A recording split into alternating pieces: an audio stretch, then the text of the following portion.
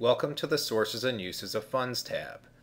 The first thing you will notice is the Timeline Control panel at the top left. Note that we have reformatted it slightly from the previous tab so that we can fit more on our screens vertically. Otherwise, all of the milestone and duration inputs and calculations are the same as what we had on the Conditional Statements Introduction tab. You will also notice that our timeline in rows 14 through 18 is exactly as it appeared on the previous tab. But now in row 19 we have added an event line, which identifies milestones in words. Let's take a look at that formula. It's really a very straightforward conditional statement that compares the current month number to the month number of the milestones in the control panel. Including this line is very helpful to our ease of navigating and checking the timing of values in the model, especially as our timeline grows. Hit pause now to take a look at the formula in detail. Just as a reminder before we get knee-deep in the spreadsheet, remember that for the purpose of this exercise, we have targeted a $100 million total development cost, so that when we would speak of percentages of total development cost, the numbers would be easy for us to calculate quickly. As noted in the Basics module, we always start with the uses of funds first. Let's move through the major cost categories in the order they are shown. In cell I-23, for land and acquisition costs, we have assumed a total cost of $15 million, which equates to approximately 15% of the total development cost. We assume that our deposit amount is $1 million, and that the deposit is due in the first period. In the subsequent periods, we have a simple conditional formula that drives off of the assumption that we will close on the land at the start of construction.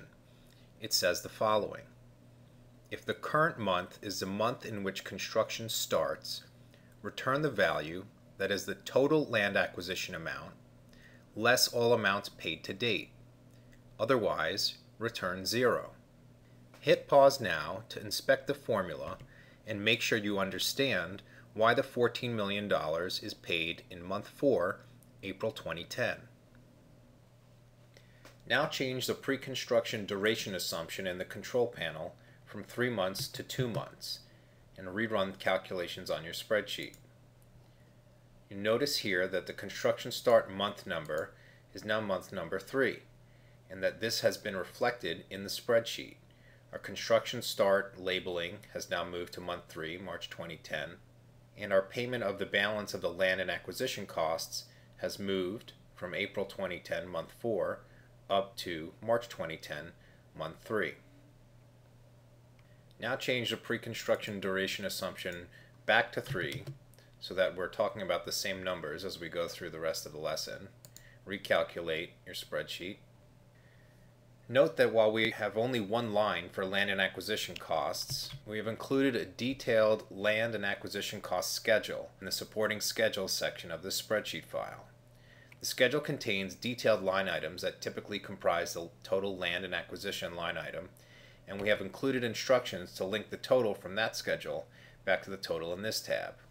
We have put those line items on a separate tab to keep the Sources and Uses tab as visually clean and simple as possible for the sake of the lesson.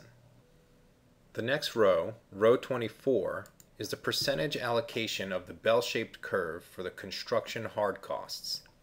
What we are doing here is spreading the construction budget across the construction duration or construction schedule using an approximate normal distribution for that schedule length. As noted in the Basics module, construction costs are allocated in this way in pro formas based on years of developer experience of the rate and magnitude of the construction draws over the course of the construction schedule. Note in column K that we have put in a total tally labeled here in cell K21 to make sure that our total allocation is 100%.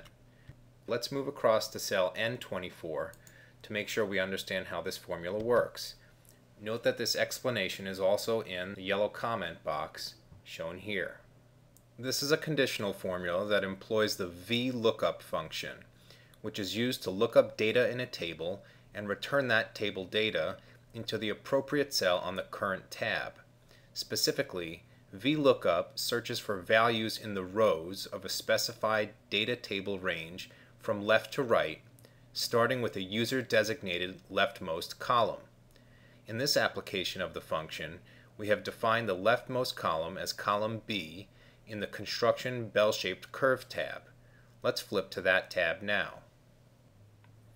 Here on the Construction Bell-Shaped Curve tab, we have a table of percentages that approximate the normal distribution for construction schedules ranging from 4 months to 36 months.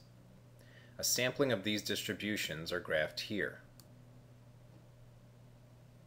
The range of the table that we have defined on the Construction Bell Curve tab for row 24 of the Sources and Uses tab is cells B8 through AM40.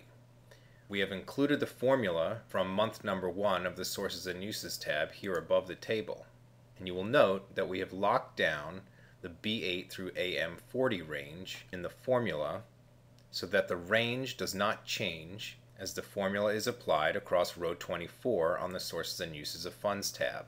Welcome back to the Sources and Uses of Funds tab. We see here in row 24 that the distribution values for a 4-month construction schedule have been brought over from the table in the Construction Bell-Shaped Curve tab. We note the timing of these percentages in that they begin at the construction start milestone and end at the construction end milestone. The next row, row 25, is the hard costs and contingency excluding TIs. We have assumed a total hard cost budget with contingency of $47.5 million and have input that value in cell I-25. As we move across to cell N-25 and hit F2, we see that this row drives off of the allocations that we just provided for in row 24. Note that cell I-25 is locked down in this cell's formula, so that when we copy and paste the formula across the sheet, the absolute reference to the total hard costs amount does not change. Follow the values across the duration of the schedule to make sure you understand the allocation of the budget over time. As with the land and acquisition cost, we have kept our hard costs to a single line, but have also provided you with a detailed hard cost schedule in the supporting schedule section of the spreadsheet file, whose total may be linked back to the total in this tab. Next, let's talk about tenant improvements, or TIs. These are the funds that we as the developer and landlord will budget for assisting the tenants in the build-out of their interiors and potentially in their relocation and previous lease satisfaction costs. As noted in the Basics module, we do not apply a contingency to the TIs because they are contractual allowances to the tenant. In this model, we assume for the sake of simplicity that there are going to be only 2 tenants. We have entered our assumed shares of rentable square footages into cells D27 and D28, with cells B27 and B28 showing the total rentable square footage that each tenant comprises as calculated by the share multiplied by the total rentable office square footage calculated in cell D34 on the Profile Lot and Building Information tab. In cells F27 and F28, we have entered our assumed allowances for tenant improvements for each tenant. While we could assume an average TI allowance and use that single value in the model for all tenants, we have assumed 2 different allowances here to make the point that, just like rent, these allowances are negotiated with the tenants. The difference reflected here might be the result of the first tenant having a longer lease than the second tenant, thus justifying a higher allowance to the first tenant. In cells I-27 and I-28, we have simply calculated the total allowances for each tenant by multiplying their rentable square footage by the assumed allowance per square foot. Note that these are significant amounts, and thus it is extremely important not to overlook TIs when building and running your model. Now we need to make sure that these allowances will populate the right cells with respect to timing. Let's take a look at the conditional formula we have set up in rows 27 and 28. The formula here in cell N27 is a simple conditional formula that says the following. if the current month is the month in which we make the first office tenant TI payment, then return the entire TI value for the first office tenant. Otherwise, return 0. As a result, the TI payment populates the row in month number 9. The formulas for the second office tenant TI payment in row 28 and for the retail tenant TI payment in row 31 are identical, except that they refer to month number 10 per the control panel. Before we go any further, we need to make sure we understand the logic behind this timing. What we have done in the control panel is time the payment of the TIs based on the rent commencement timing for each tenant. Because of the compressed time frame of this model, we have only predated the rent commencement by 1 month. In reality, the payment of the TIs will likely occur over multiple months as the interior space is first designed and then built out.